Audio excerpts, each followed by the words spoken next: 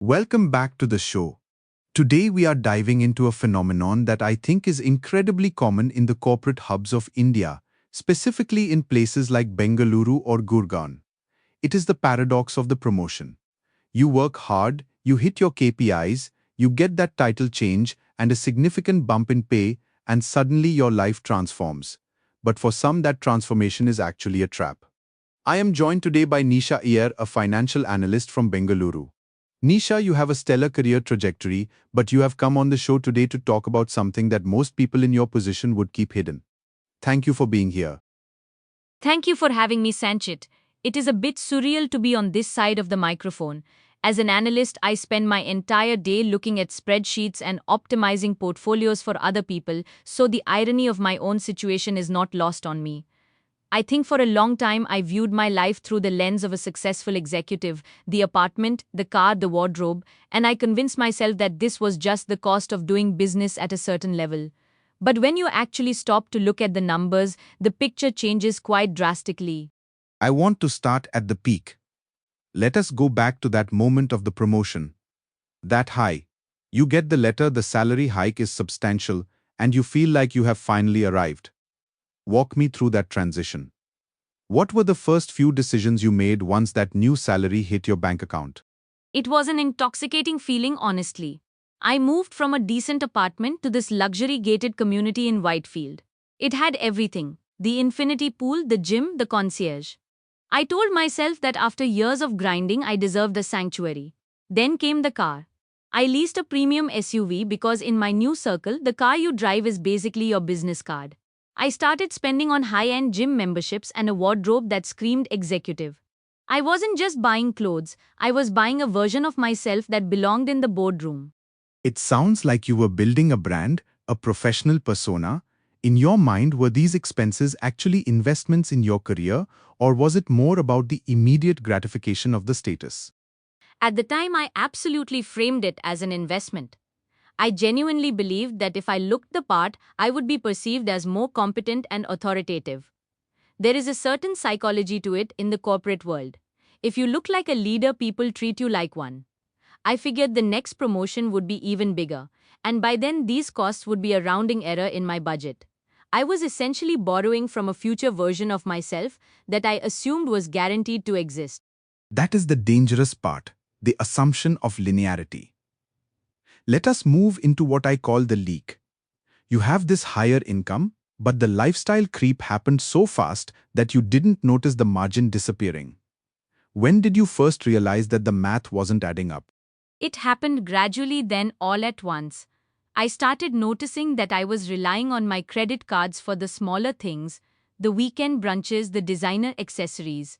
I thought it was just a timing issue with my monthly cycles, but then I had a month where a few unexpected expenses hit, and I realized I couldn't cover the full balance. I started rolling over debt. For a while, I just ignored the statements because the anxiety of seeing the total was worse than the actual debt. Let us get precise with the numbers because that is where the truth lives. You are currently sitting on a debt of 850,000 rupees. At an APR of 14.2%, you are paying about 10,000 rupees a month just in interest. That is 10,000 rupees. That is simply vanishing every 30 days without touching the principal. How does that feel when you look at it on a spreadsheet? It feels like a nightmare. As an analyst, seeing that number is physically painful. It is a leak in the board that I cannot plug. Every time I get my salary, a chunk of it is gone before I even decide where to spend it. I am essentially paying a premium for a lifestyle that I can no longer afford to maintain, and the interest is a constant reminder of my own lack of discipline. It is incredibly humbling and frankly a bit embarrassing. I think a lot of people would look at this and say it is a classic mistake. In a way, this spending pattern, the high-end clothes, the luxury car, the expensive gym, it almost mirrors the spending habits of a fresh graduate who just got their first big bonus and doesn't know how to manage it yet. I have to stop you right there, Sanchit. I cannot be compared to a 22-year-old with no concept of the world. This wasn't about impulsive shopping or trend following. I needed to invest in my professional image to get the next promotion. In my industry, the optics matter. If you show up to a high stakes meeting looking like you're struggling, it affects how people trust your ability to manage millions of dollars. This was a strategic choice, even if the execution failed. I hear you. You were playing a game of perception. But let us analyze that strategy. If the cost of maintaining that image is that your monthly expenses now exceed your take-home pay, is the image actually serving the career, or is the career now just a servant to the image? That is the million-dollar question, isn't it? When I say it out loud, it sounds absurd. I have become a servant to my own lifestyle. I wake up in a luxury apartment and drive a luxury car, but I spend my entire day stressed about whether the credit card company will call me. The status is there, but the security is gone. I have the appearance of wealth, but I have zero actual wealth. I am essentially a high-earning pauper. That phrase, high-earning pauper, is powerful. It describes the golden handcuffs perfectly. You are trapped by the very things that were supposed to signify your success. Let us talk about the psychology of the gated community. Does the environment you live in now contribute to the pressure to keep spending? Absolutely. When you live in a place where everyone is driving a BMW or an Audi and talking about their latest trip to Europe, there is an invisible pressure to keep up. It is not even that anyone is explicitly judging you, it is just the baseline of the environment. You start to feel that if you scale back, you are admitting failure. You don't want to be the person in the luxury complex who suddenly starts driving a 10-year-old hatchback. So it became a performance. You were performing success for your neighbors and your colleagues. But who were you performing for the most? I think I was performing for myself. I had spent so many years being the one who worked harder than everyone else, the one who stayed late, the one who sacrificed. I think I felt that I had finally earned the right to be the person who doesn't have to worry. I wanted to feel like I had made it. But the tragedy is that by trying to feel like I had made it, I actually moved further away from true financial freedom. Let us pivot to the way out. You have the debt, the high overhead, and the interest eating your margins. If we were to strip this down to the basics, what is the first thing that has to go? The car is the most obvious candidate. The lease is a massive drain on my monthly cash flow. It is a depreciating asset that serves a purpose of status, but it is not a necessity. If I move to a more modest vehicle or even a used one, I could potentially free up a significant amount of money to attack the principal of that 850,000 rupee debt. And the apartment? That is usually the biggest fixed cost. Is the luxury gated community a necessity for your mental health, or is it part of the performance?